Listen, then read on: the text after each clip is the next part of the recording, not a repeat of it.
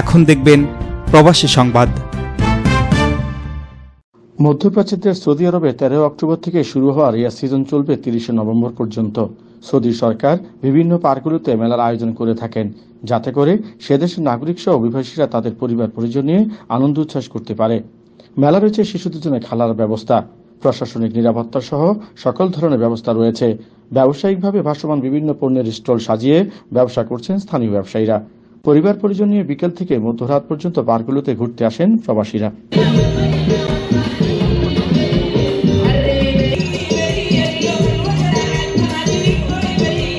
রাজধানী রিয়াদে আল সুয়েদি পার্কে রিয়াদ সিজনে সুদান, বাংলাদেশ, ভারত, পাকিস্তান, ইয়েমেন সহ বিভিন্ন দেশের ব্যবসায়ী প্রতিষ্ঠান এবং ফুলের দোকান, মধুর দোকান, বেলুন, শিশুদের খেলনা, খাবারের দোকান, পোশাকের দোকান সহ বিভিন্ন পণ্য সামগ্রীর দোকান রয়েছে পার্কে।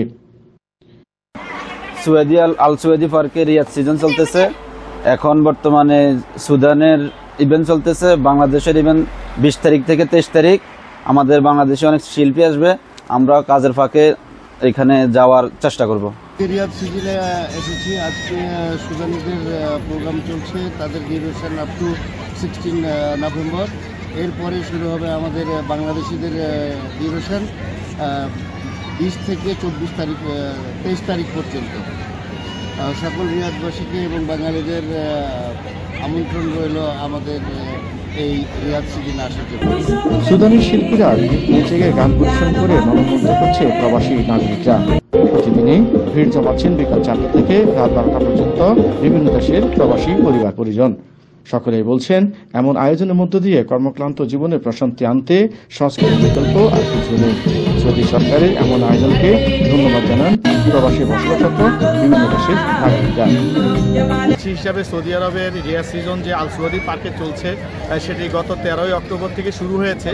আজকে সুদানের প্রোগ্রাম চলতেছে এবং সুদানের প্রোগ্রাম 16 নভেম্বর পর্যন্ত চলবে। এরপরে আসবে লিভেন্ট, মানে হচ্ছে আপনার সিরিয়া, জর্ডান এবং লেবানন মিলে 3টি দেশের শিল্পীরা গান পরিবেশন করবে। সেখানে একইভাবে 20 নভেম্বর থেকে 23 নভেম্বর পর্যন্ত বাংলাদেশের শিল্পীরা গান গাইবে। সেখানে আসতেছে জেমস, হাবিব ওয়াহিদ, পড়শি এবং 20 নভেম্বর আসতেছে তামিম ইকবাল, আমাদের নন্দিত ক্রিকেটার বাংলাদেশের, যিনি তামিম ইকবাল, সে 20 তারিখ আসতেছেন।